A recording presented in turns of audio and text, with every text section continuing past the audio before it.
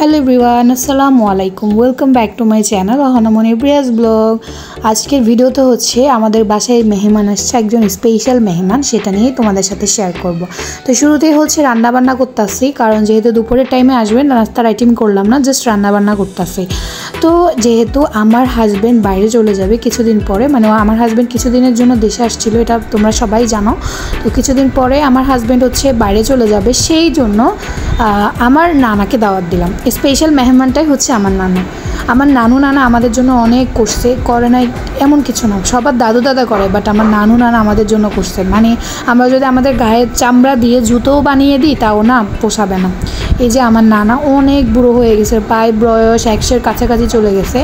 আর নানু তো আমাদের ছেড়ে কত আগেই চলে গেছে, নানার কথা বলে মন খারাপ করে লাভ নেই। তো নানার জন্য অনেক কিছু আইটেম করতেছি। তো এই যে পোলাও করলাম, তারপর হচ্ছে গরু মাংস করলাম, মুরগি করলাম, ডিম করলাম। মাছটা করা হয় নাই, কারণ হঠাৎ করে নানা আসবে, সেই হিসাবে মাছটা আমাদেরকে না ছিল না, সেই জন্য যা ছিল বাসার মধ্যে সব কিছু দিয়েই হচ্ছে করতেছি। আর আমার হাজব্যান্ডও চলে যাবে, সেই হিসাবে তাড়াহুড়া করে নানাকেও বলা হয়েছে, নানাও তাড়াহুড়া করে আসছে।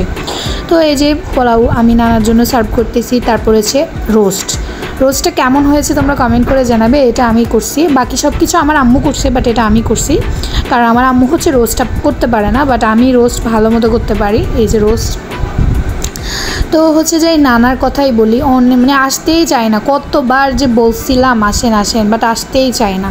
তো সেই হিসেবে নানাকে জোর করে নিয়ে আসা। আর আমার হাজব্যান্ড চলে যাবে হচ্ছে কোরবানের পরে, মানে কোরবানের কয়েকদিন পরে চলে যাবে। তো সেই হিসাবে হচ্ছে যাই আমার নানাকে হচ্ছে বলা, নানা হয়তো বলছিলাম কোরবানির সময় আসার জন্য, বাট আসবে কিনা ঠিক নেই। আর আমার হাজব্যান্ড দ্রুত চলে যাবে, ও থাকবে না, দেখা গেছে কোরবানের পরের দিন এরকম হতে পারে। আর আমরা তো কোরবান দিব, তো কোরবান এই জন্য আমি অনেক বলছি যে প্লিজ থাকো না কোরবান পর্যন্ত, আমার কারণে ও তো চলে যাইতো এই কয়েকদিন আগেই, কিন্তু আমি ওকে অনেক বলছি যে না এখন না, কোরবানের পরে যাও, কারণ স্বাভাবিক আমরা একসাথে ঈদ করবো, দুইটাই একসাথে করব, খুবই মজা হবে। তো ওকে বলে আমি ওর ছুটি বাড়াইছি কোরবানি ঈদের জন্য, তো কোরবানি থাকবে আমার সাথে। তো এই যে সবাই খাওয়ার টেবিলে সবাই খাচ্ছে, এই যে আমার নানা খাচ্ছে, এই যে আমার ছোটো ভাইও ছিল, সেই হিসাবে বলা হয়েছে। এই যে আমার হাজব্যান্ড সব কিছু সার্ভ করে দিচ্ছে, আর এই যে আমার ভাই বড়টা দিচ্ছে, আর আম্মুও সবাইকে দিচ্ছে। তো সবাই মিলে বসে খাচ্ছে, আর আমিও দাঁড়াই ভিডিও নিচ্ছি, কারণ এই ভিডিওগুলা কখনো যখন নানা থাকবে না বা আমার হাজব্যান্ড থাকবে না, তখন এই যে ভিডিওগুলো দেখেও চোখের শান্তি।